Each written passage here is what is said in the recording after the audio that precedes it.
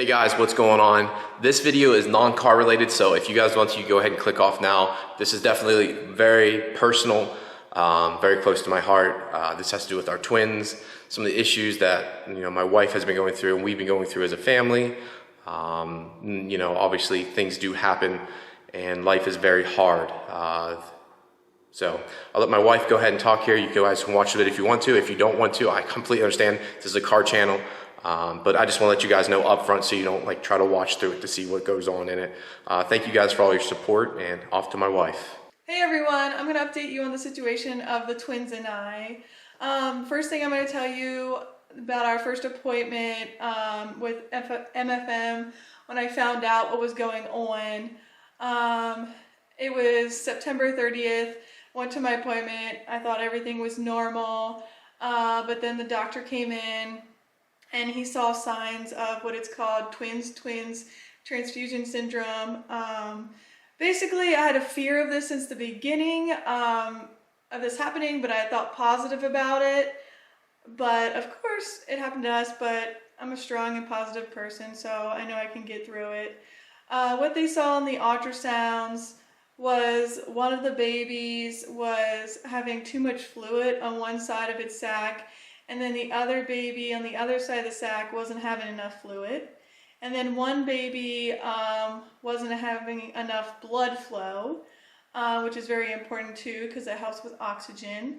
So what it would look on a diagram is one baby would have a sac that looks really, really big and the other baby will be really, really small. So the one baby with the fluid, its belly will fill up with that extra fluid, and it will take all the fluid so the other baby won't have enough room to move around in their sac. And basically the kind of twins that usually have this TTTS, they're called monodi twins. There's a certain percentage of them that have this, and people that find it usually is when you go to a high-risk doctor. Another symptom that can happen with TTTS is that one twin can have a low blood volume and another twin can have a high blood volume. If this is not corrected, eventually it could lead to heart failure, and one of the twins or both of the twins can pass away at a time in their life. So after this appointment, we were referred to Johns Hopkins fetal therapy because they specialize in this special syndrome with monodi babies. So we went there on the 2nd, and I seen a doctor there. She's phenomenal. And we went there, we just thought that we were just going to get ultrasounds done and checked out and see if the babies were okay. But at the appointment, the doctor talked to me and went over the ultrasounds, and I had to FaceTime Ryan because with COVID situation, your spouse is not allowed to be in the appointment with you, which is very hard going through something like this with no one by your side. But luckily, with technology, I was allowed to FaceTime Ryan, and he was down in the hospital cafeteria, and the doctor came in, talked over everything with us. There's also 5 stages of TTTS. I was praying that our twins would have stage 1 or 2. Our doctor that we had at Johns Hopkins recommended to have this surgery that's called fetoscopic ablation surgery, basically what it's called. They insert a tiny telescope into the pregnant woman's uterus, and he will see the arteries to destroy where the connecting vessels are in the placenta between each babies, and they will try to get every vessel they can. Sometimes, because they use a small needle, they will miss some, but they can see up on a screen exactly where they're going and where they're going to stop this transmission between the 2 babies. It can help disconnect the twins and stop both the chronic transfusion of blood from one of the babies to the other baby.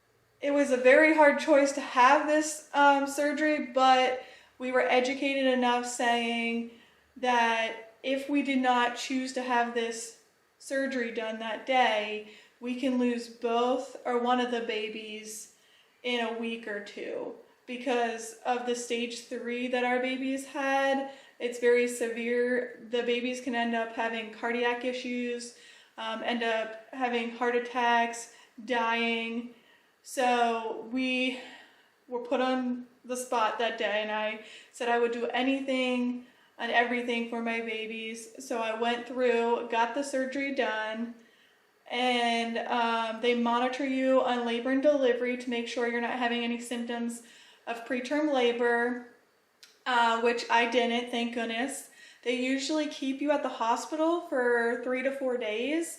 Actually, I was lucky enough to go home the next day because I was not showing any signs of any preterm labor.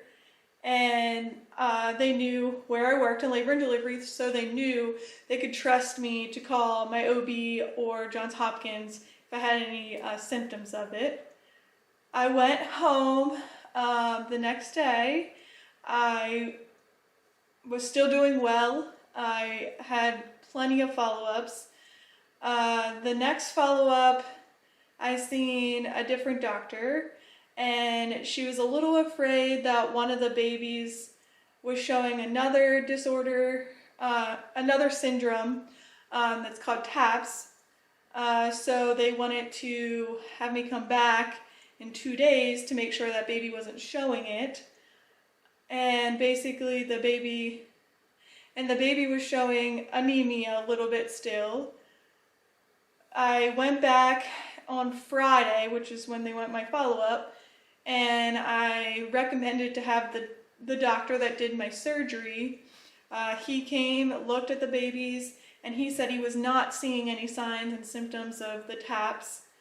The anemia and the fluid on each baby that had that going on was looking a little better. With this surgery, it takes about 3 to 4 weeks to see any change in any of these babies. We were educated by these doctors at fetal therapy. They have done these surgeries with thousands of people all over the world, so I have trusted them. They're very educated, and they do these surgeries almost one or more in a day. So I felt good that my doctor that did my surgery told us that he was not seeing that other syndrome happen. We had a couple more appointments after that. My last appointment was this week, and I was praying that we would not have to keep on driving to Johns Hopkins because it's a very long drive down there. But I'm thankful that I've had Ryan, my husband, and my family and everybody help out with driving me there. Our last appointment, we actually heard some phenomenal news about the babies, that they are doing very well. It will still take time for improvement, and anything can happen. I mean, nothing's 100%, but I am so happy, and Ryan is, our families are, and our friends, everybody's that we've been reaching out to, they've been so happy to hear the improvement of our babies going through this. I also was told by the doctor that I could actually go back to my doctors and where I go, which is closer to home. I'm so thankful. And then I will follow up again with Johns Hopkins in a couple weeks now, because the one baby that was showing the issues in its brain, with the one baby that was showing issues in the heart, with pulmonary stenosis, they told us the baby might have.